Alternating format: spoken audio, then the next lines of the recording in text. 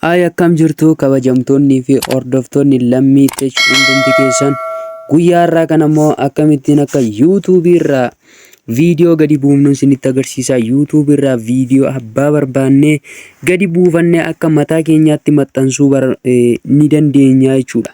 Viidiyoo YouTube irraa akkamittiin akka gadi buufnu isinitti agarsiisuuf deema.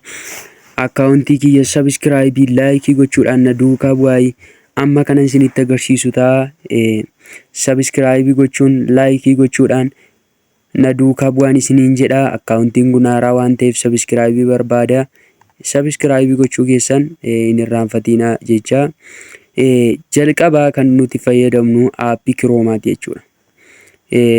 Appilikeeshinii Snaptube jedhamuun viidiyoo YouTube gadi buusuu dandeenya jechuudha.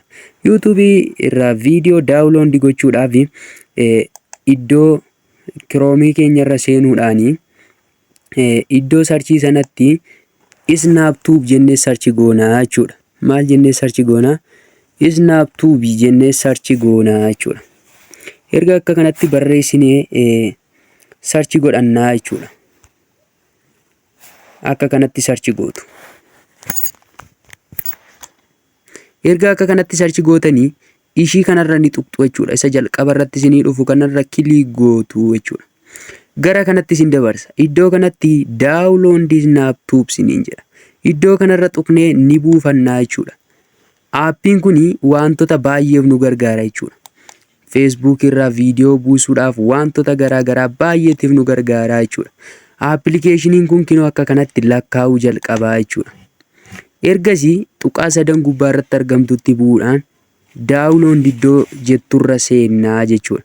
Erga achirra seennee akka inni gadi nuu bu'aa jiru laallannee amma inni nuu buutti in eeggannaa jechuudha. Obsaan amma inni nuu buutti in eegganna jechuudha.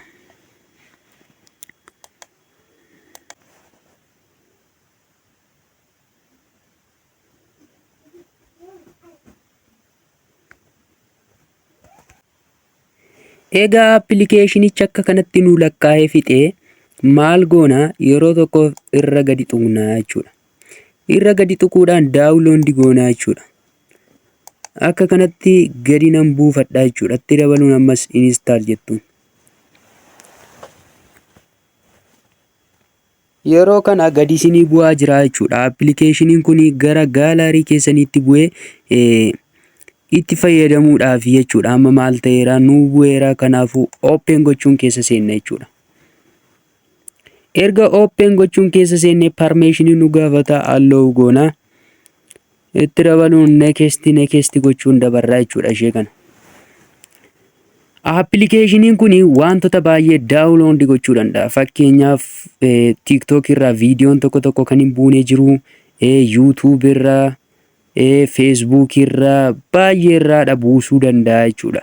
Akkasumallee Snapchat irraa, WhatsApp irraa, Instagram irraa illee buusuu danda'a jechuudha. Wantoota baay'ee irraa appilikeeshiniin kun kan inni daawunlood nu gochuu danda'u jechuudha.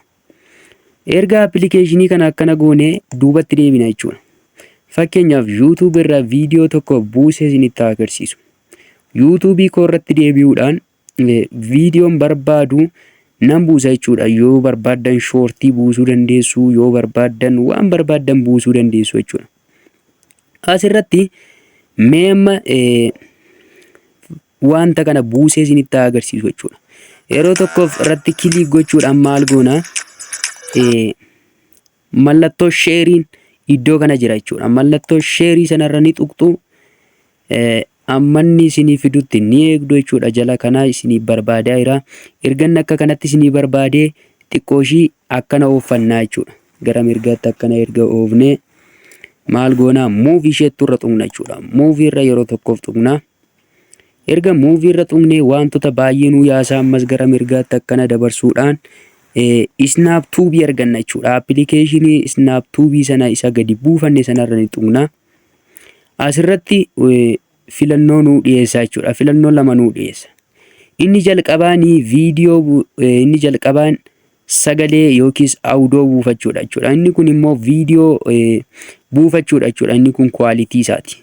Viidiyoo barbaaddan sana Quality amma silkiin keessan danda'u fakkeenyaaf inni jalqabaa meegaabaaytii 15.4dha jechuudha. Inni kun silkii keessan irratti kan hundaa'udha. Fakkeenyaaf viidiyoo yoo barbaaddan viidiyoo kanarra ni tuqxu, yoo sagalee buusuu barbaaddan sagalee irra tuqxu jechuudha.